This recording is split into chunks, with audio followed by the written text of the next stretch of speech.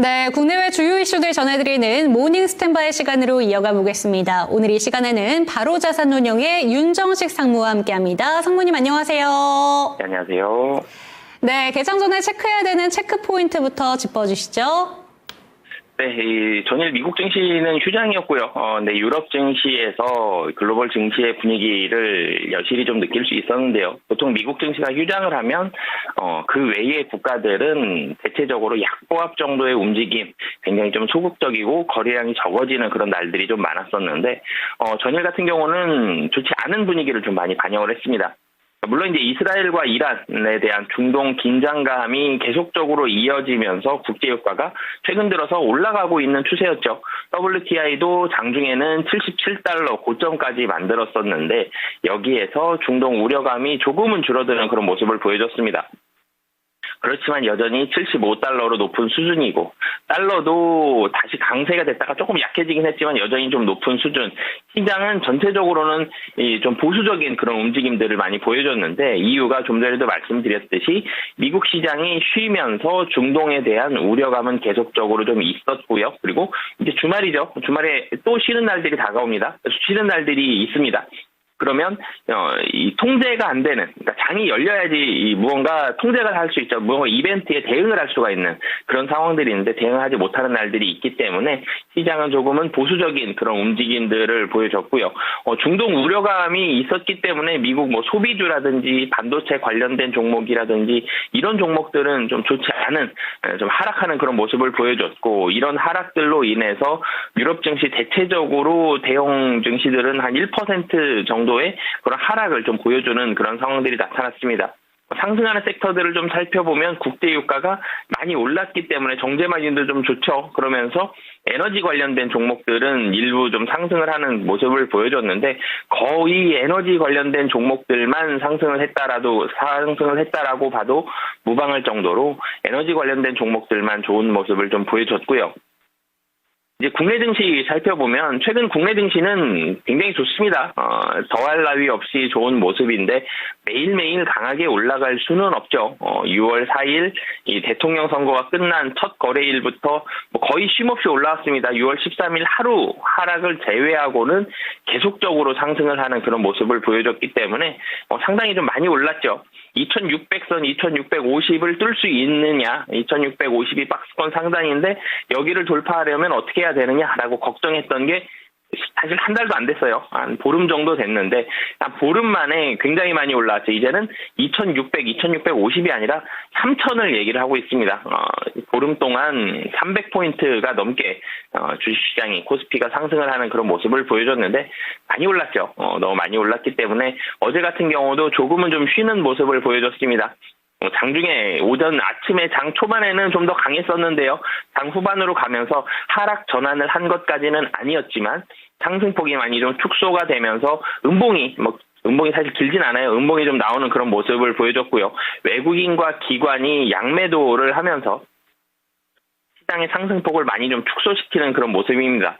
최근 들어서 거래대금이 굉장히 좋았었죠. 거래대금이 많았던 날은 코스피가 17조 9천억까지 가는 굉장히 많이 늘어나는 그런 모습을 보여줬고 대부분의 날들이 사실 대선 이후에는 모든 날들이죠. 10조 원 이상의 거래대금을 보여줬는데 어제 같은 경우 13조 7천억으로 조금은 좀 줄어들었지만 여전히 그래도 많은 거래대금을 가지고 있다는 점은 긍정적입니다. 그렇지만 외국인과 기관이 좀 양매도를 했다라는 게 조금은 찜찜하죠. 개인만 5천억 원 가까운 코스피에서 순매수를 보여주면서 외국인 기관이 매도를 했는데 매도 금액이 굉장히 크지는 않지만 특히 최근 들어서 외국인이 4거래일 중에 3거래일 순매도를 했고요. 기관은 6거래일 중에 4거래일 순매도를 했습니다. 코스피 기준으로 본다면 매수 강도가 많이 떨어졌죠. 외국인이 대선 끝난 3일 동안 코스피를 3조 원을 샀던 걸 생각을 하면 최근에 이런 매수 강도는 굉장히 좀 많이 떨어진 그런 모습들이 있기 때문에 지수의 상단에 대한 물량들이 좀 많이 출회가 되는 그런 상황들이 좀 있고 지수 상단, 그러니까 3,000포인트를 뚫어내기에는 조금은 좀 보수적인 그런 모습들이 최근 들어서 수급적인 상황에서도 좀 나타나고 있는 그런 상황이고요. 중동 관련 부담감도 여기에 한 몫을 또 하고 있죠. 중동에 대한 우려감들이 있고 그러면 국제 유가 올라가고 국제 유가 올라가면 물가도 같이 올라갑니다. 금리 인하하기 힘들죠. FOMC에서도 그래서 금리 동결에 대한 그런 모습들이 일어났고, 금리를 인하를 해줘야지 유동성의 힘으로 여기에서 다시 한번 레벨업을 할 텐데, 중동 긴장감, 전체적인 글로벌 경기가 좀 위축될 수 있고, 전쟁이라는 이 돌발 변수지만 경기에 많은 악영향을 미칠 수 있는 이런 상황들이 발발할 수 있는 그런 상황, 이런 부분들이 좀 복합적으로 있기 때문에 국내 증시 3,000포인트도 부담스러운데 글로벌 경기도 좋지 않은 이벤트들이 나올 가능성이 있기 때문에 시장이 조금은 보수적으로 이런 상황들 나타내고 있고요. 시가총액 상위 종목들 대체적으로 좀 약보합세를 보여줬습니다. 어제 좋았던 종목이 사실은 이 네이버와 카카오 거의 두 종목만 거의 굉장히 좀 강하게 올라가고, 나머지는 대체적으로 좀 약보합에 대한 그런 모습들을 좀 보여줬거든요. 굉장히 많이 하락하는 건 아닙니다. 살짝 하락했어요. 삼성전자가 한 1% 정도, SK 하이닉스는 이 보합권에서 마감을 했고요. 삼성바이오로직스가 마이너스 0.4%입니다. 하락한 종목이 더 많긴 했습니다만, 시가총액 상위 종목 중에서는 많긴 했습니다만 하락폭은 크지 않았다라는 점. 그래서 3,000포인트에 대한 부담감은 좀 있는데요. 여기에서 저항도 많이 나올 겁니다. 근데 여기에서 다시 3,000포인트 맞고 밑으로 추세적으로 또 조정이 나와서 많이 하락하느냐, 이 정도 분위기까지는 아직은 아니다라는 점. 3,000포인트를 바라보고는 있는데 돌파할 수 있는 추가적인 모멘텀은 좀 필요한 그런 상황이고요. AI에 대한 수혜 기대감에 네이버와 카카오 최근 들어서 무섭게 상승을 하죠. 네이버 같은 경우 이틀 동안 23포인트 정도 상승을 하는 그런 모습을 보여줬고요. 카카오 같은 경우는 16% 정도 상승을 하는 모습을 보여줬습니다. 둘 다 외국인과 기관이 굉장히 많이 샀거든요. 그냥 AI에 대한 테마로 단순히 묶여서 올라갔다라고 보기에는 외국인 기관이 상당히 좀 많이 샀다. 그래서 AI에 대한 기대감, 사실 정치에 대한 정책 테마죠. 이건 정치 테마라기보다는 정책 테마인데, 이런 부분들은 앞으로도 수급적인 수혜를 조금은 더 받을 수 있는 그런 상황이기 때문에 AI 관련된 종목들 앞으로도 좀 관심 갖고 좀 보시면 좋을 것 같고요. 지수 얘기를 조금 더 해드리면, 지수 3,000포인트는 사실 3,000포인트에 매물도 있습니다만, 매물보다는 심리적인 이 저항이 많이 나타나겠죠. 사실 매물에 대한 저항은 2,900포인트 정도에 좀 더 많습니다. 3,000포인트에서 21년도와 22년도에 쌓아놨던 물량도 조금은 나올 수 있다라는 점, 그리고 3,000포인트, 심리적으로 3,000포인트 넘어간다 그러면 굉장히 무언가 많이 바뀌는 그런 느낌들이 들죠. 그래서 이런 상황들이 있기 때문에 3,000포인트를 넘어가기 위해서는 추가적인 모멘텀, 유동성이라든지 긍정적인 무슨 상황들, 관세가 굉장히 많이 줄어들면서 안정화가 된다. 혹은 우리나라에서 유동성을 많이 푼다. 이런 상황들이 좀 들어와야지 될 것 같고요. 그런 상황이 되기 전까지는 3,000포인트는 매물이 계속적으로 나온다. 3,000포인트 아래에서 박스권 혹은 횡보 움직임들이 당분간 나타날 가능성이 높다라고 보시면 되겠습니다. 네, 얘기해 주신 대로 코스피가 연일 3,000피를 돌파할 수 있을지 이 부분에 주목을 하고 있기 때문에 지금 시장에서는 포모 현상까지 제기가 되고 있습니다. 신용잔고도 늘고 있다고 하고요. 2022년 최대치라고 하고 있고, B2에 대한 경계감도 스물스물 올라오고 있습니다.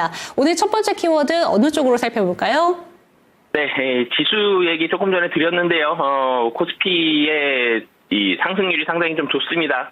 좀 전에 말씀 주셨던 대로 신용잔고도 높고요. 밸류에이션 과열 논란들이 좀 있는데 왜 이렇게 올랐는지, 그리고 앞으로 어떤 식으로 좀 대응을 해봐야 될지 같이 말씀드리도록 하겠습니다.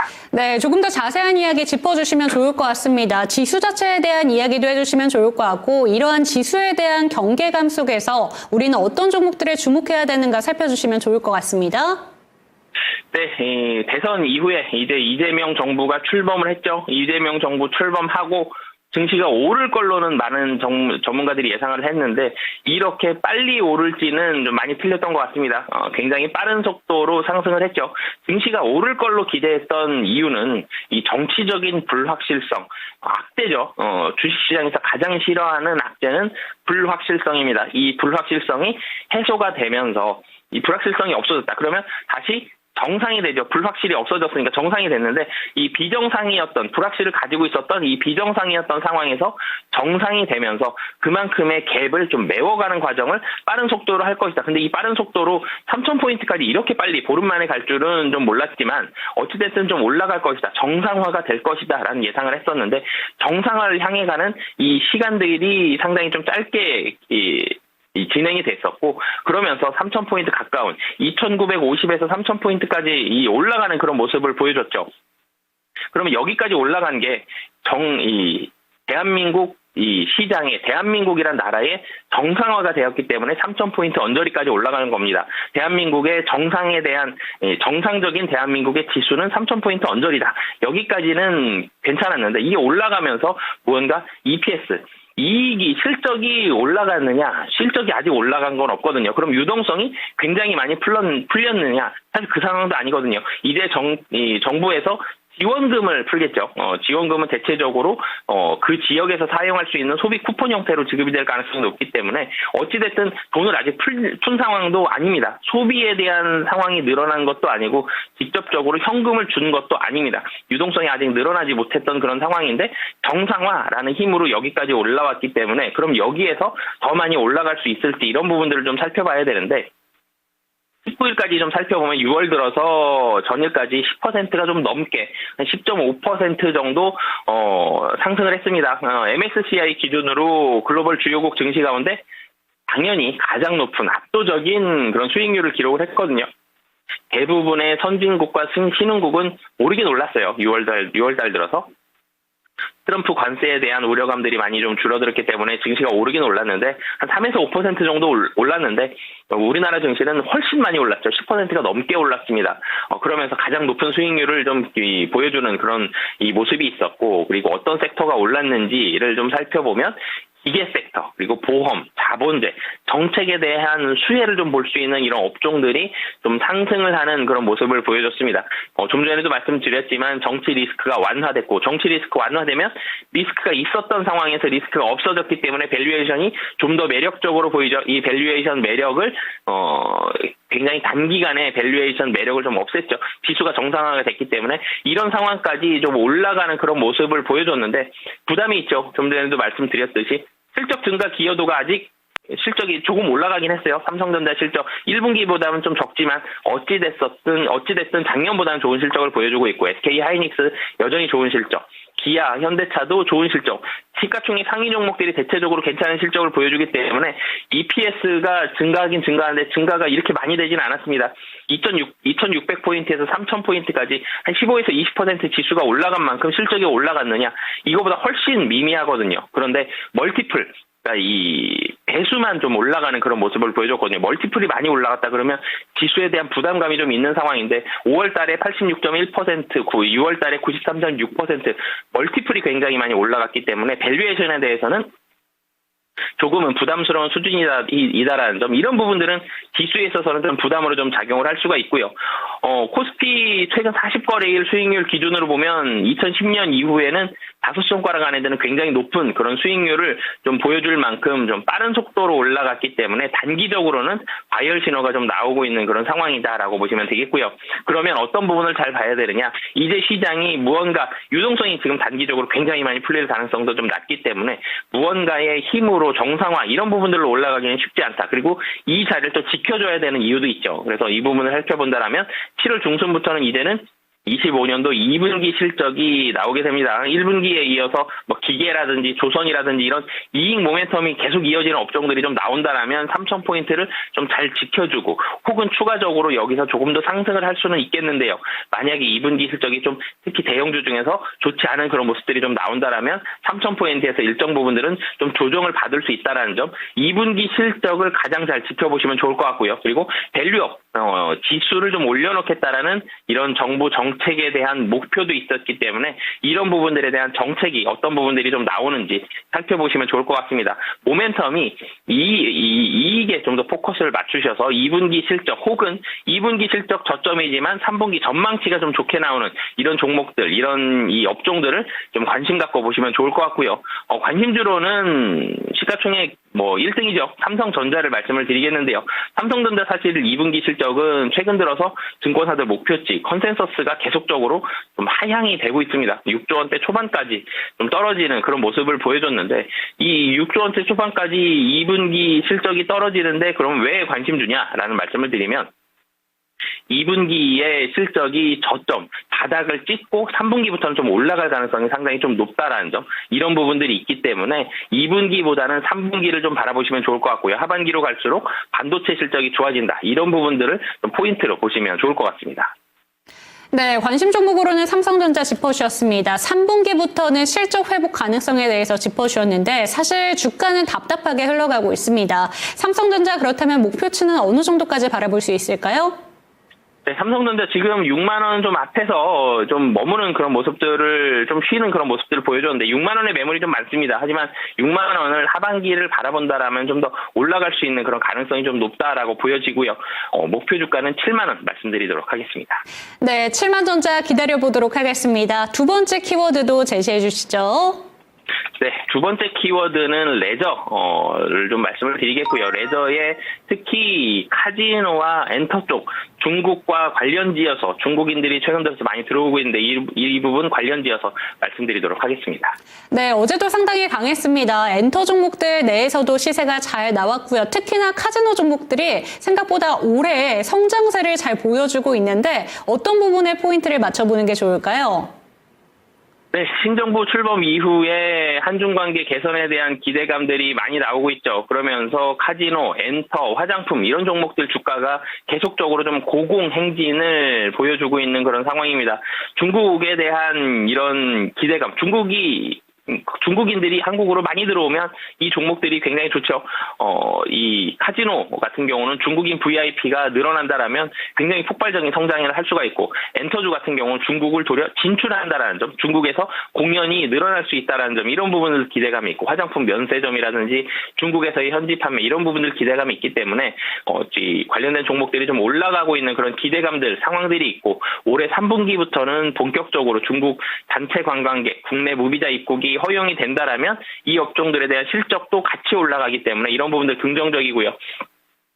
3분기부터 올라간다라는 이런 부분들, 호텔이라든지 레저 산업 이런 전반적으로 호재를 나타낼 수 있고, 3분기인데 사실 7월로 좀 더 굉장히 좀 빠른 속도로 이루어질 가능성도 상당히 좀 높습니다. 그렇기 때문에 중국인들을 바라보면서 중국인과 관련된 이런 종목들, 그래서 사실 수익률이 좀 좋은 거거든요. 최근 들어서 뭐 카지노 쪽 살펴보면 GKL이라든지 롯데관광개발, 뭐 파라다이스 많이 오른 건 30% 이상도 좀 상승을 하는 그런 모습을 보여줬고, 엔터 같은 경우도 또 많이 올랐거든요. 엔터 같은 경우 하이브가 한 11% 정도 한 달 동안에, SM이 12%, 뭐 YG엔터도 13% 상승을 했는데, 엔터주들도 중국과 관련지어서 많이 올라가는 그런 모습들도 있고, 엔터주 같은 경우는 또 추가적인 이런 모멘텀이 있죠. 대형 그룹들, 엔터주들은 이제 거의 가수들 쪽 위주로만 살펴보시면 되는데, 뭐 BTS라든지 블랙핑크, 한국을 가장 대표하는 이 그룹들이 이 컴백을 하면서, 컴백에 대한 일정들이 잡히면서 이제 가시화가 됐죠. 그러면서 엔터주들, 중국인들이 한국으로 들어오는 것도 모멘텀이고요. 중국에서 공연한 한국인 가수들이 중국에서 공연하는 것도 모멘텀인데, 가장 큰 매출을 차지하고 있는 이 대형 그룹들이 컴백을 한다는 점, 이런 부분들이 추가적인 상승 모멘텀으로 좀 작용을 할 수 있는 그런 상황들입니다. 그렇기 때문에 엔터주와 카지노 계속적으로 좀 관심 갖고 보시면 좋을 것 같고요. 관련된 종목으로는 좀 파라다이스 말씀을 드리겠습니다. 파라다이스 같은 경우는 이 카지노, 외국인들이 올 수 있는 카지노 3사들, 이 롯데관광개발, 그리고 파라다이스, GKL 이 세 종목 중에서 최근 들어서는 가장 조금 오른 종목이에요. 파라다이스에 조금 아쉬웠던 점은 중국인들이 한국으로 오긴 오는데 파라다이스 2분기 실적도 잘 나올 걸로 보여지는데, 2분기 실적이 잘 나올 이유는 일본인 VIP의 매출이 좋았던 거거든요. 중국인들에 대한 VIP 매출은 아직 별로 반영이 되지 못한 상황입니다. 중국인 매출이 많이 올라가진 못했거든요. 관광객들이 들어와서 중국인들은 좀 많이 늘어나는 상황인데, 중국인 VIP 매출, 가장 큰 비중을 차지하고 있는 중국인 VIP 매출이 아직 회복이 덜 된 상황이기 때문에 주가가 좀 덜 오르는 모습이 있었는데, 도리어 이 부분이 중국인들 매출이 덜 나왔다라는 게 상승에 대한 모멘텀이 될 가능성이 상당히 좀 높아 보입니다. 3분기에 중국인 무비자 입국이 허용이 된다라면 중국인들 더 많이 들어올 것이고요. 많이 들어오면 그만큼 VIP들도 더 많이 들어올 가능성이 높아지죠. 그러면 매출도 더 큰 폭으로 성장을 할 수 있다라는 점, 이런 부분들이 있기 때문에 이 3분기 중국인 무비자 입국, 중국인에 대한 기대감을 바라보시면서 생각하시면서 파라다이스 관심 종목으로 보시면 좋을 것 같고요. 가격 전략 같이 말씀을 드리면, 최근 최근 들어서 외국인과 기관이 계속적으로 좋은 수급을 좀 보여주고 있습니다. 파라다이스도 좀 전에 말씀드렸던 그 이유들로 인해서 외국인 기관들의 수급이 들어가면서 주가가 계속적으로 우상향을 보여주고 있는 그런 상황인데요. 매물이 사실 또 그 다음에 나올 가격대는 16,000원 언저리거든요. 그래서 16,000원 부근에서 16,000원 부근까지는 목표가 잡고 대응하시면 좋을 것 같습니다. 네, 여타 정책 테마주처럼 가파른 상승을 보여주고 있진 않지만 꾸준히 우상향하고 있는 종목입니다. 16,000원까지 목표가 제시해 주셨고요. 마지막 관심 종목 여쭤보겠습니다. 어떤 종목 살펴보는 게 좋을까요? 네, 마지막으로는 CJ E&M 좀 살펴드리겠습니다. 사실 CJ E&M 같은 경우는 엔터주, 사실 미디어, 엔터 이쪽에 좀 속하는 그런 종목이다라고 보시면 되겠죠. 근데 엔터주들이 상승을 할 때 좀 덜 올랐었다가 CJ E&M은 최근 들어서 주가가 좀 상승을 하는 그런 모습을 보여줬습니다. 최근 들어 좀 많이 올랐죠. 한 6만 원 정도 수준에서 8만 원 정도 수준까지 단기적으로 좀 빨리 오른 그런 상황들은 있는데 정책에 대한 수혜들도 충분히 좀 받을 수 있다라는 점, 그리고 앞으로도 전망도 상당히 좀 좋다라는 점. 그러니까 우선 CJ E&M 같은 경우는 티빙에 대한 이 합병, 이 부분이 티빙 웨이브가 조건부 기업 결합이 승인이 됐죠. 그러면서 이 부분에 대한 리스크도 좀 줄어드는 그런 상황이고요.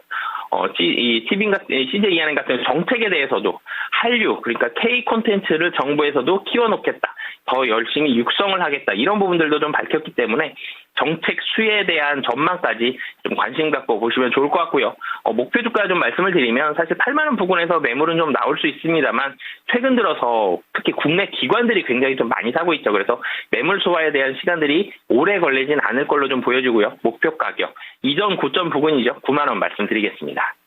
네, 마지막 관심 종목으로는 CJ E&M 짚어주셨습니다. 목표 가격으로는 9만 원 제시되었다는 점 기억해 주시고요. 오늘의 관심 종목 삼성전자와 파라다이스, CJ E&M까지 살펴봤습니다. 오늘 말씀 감사드립니다. 네, 감사합니다.